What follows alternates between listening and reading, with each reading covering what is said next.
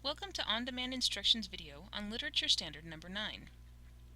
We will discuss how an author uses source material in a specific work. We will be covering the core standards in literature, analyze how an author draws on and transforms source material in a specific work, e.g., how Shakespeare treats a theme or topic from Ovid or the Bible, and how a later author draws on a play by Shakespeare. This session's goals are to analyze how an author uses source materials in a specific work. Let's start with what you already might know about this subject by answering these questions. How do you analyze a work of literature? How does an author draw on and transform source material in a specific work? Analyzing is the act of separating the whole piece into parts in order to understand the whole piece. Any analysis of a literary work requires that the reader understands the intention of the work and how the theme is revealed. Writers draw on source materials quite frequently. For example, H.G. Wells' literary influences for the time machine are numerous, the most obvious one being Gulliver's Travels by Jonathan Swift, written a century before the time machine. The Time Machine is a mix of stories from fantastic lands, including commentary on the current social questions in Britain. It also included cutting-edge scientific theories. Gulliver's Travels is also about faraway lands and social commentary at the time of writing. Metamorphoses is a collection of poems written by Ovid. He selected myths that dealt with transformation of people, gods, and heroes into forces or features of nature. Metamorphoses was the most popular and influential literary works of its time.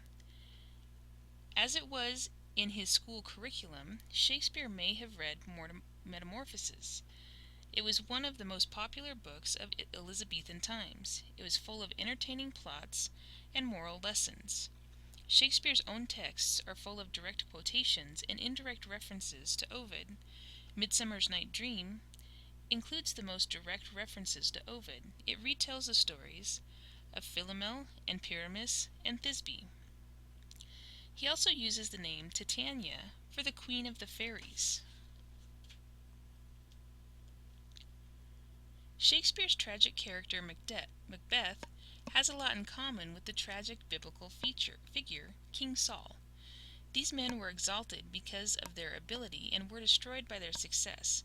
Their tragic stories show how changing circumstances reveal existing character flaws and can eventually lead to destruction. When already existing character flaws surfaced, success destroyed Macbeth and King Saul. Macbeth is a Scottish general and nobleman. He behaved very bravely and honorably in battle, and was decorated for it. It is prophesied by 3 witches that he will become king, but when circumstances change, his greed reveals itself. He can't stop thinking about becoming king. He decides to murder the king in order to advance himself. He succeeds and becomes king, but it's not meant to be. His greed consumes him, and he kills his friend and the family of another friend. He is killed trying to defend his crown. The changing circumstances did not kill him, they merely allowed his fatal character flaws to surface. The King Saul story follows a similar pattern. Originally, King Saul's circumstances were quite humble, but God exalted him and made him king. When he became arrogant and disobeyed God's commands, God withdrew his favor from Saul. Saul, like Macbeth, died fighting for his kingdom. Shakespeare, being such a prolific writer, inspired many other authors. For example, in Brave New World by Aldous Huxley, the title is not the only thing inspired by Shakespeare. John the Savage endlessly quotes Shakespeare as if he'd never read anything else. The point of the novel seems to be that Shakespeare's vision of humanity, with all of its messy and complex emotions, can't fit into any utopian society. Many authors have used phrases from Shakespeare's works as titles for their own novels. Here is a list of just a few.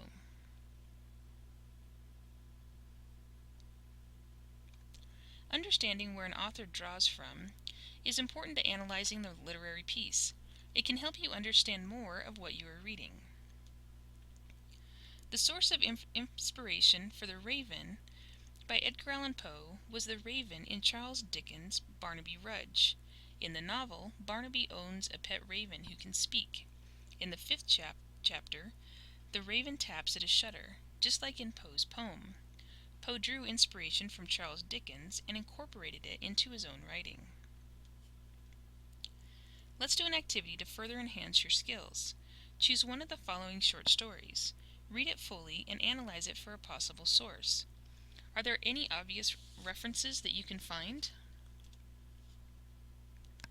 Why would authors draw from other sources? Authors use all sorts of things for inspiration.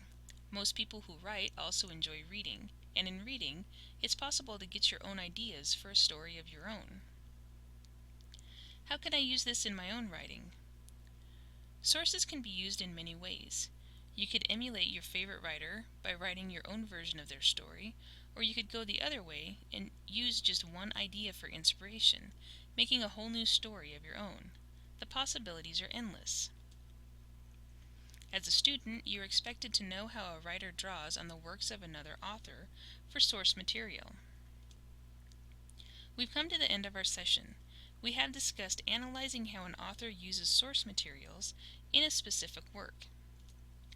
To learn more, go to these websites for additional information.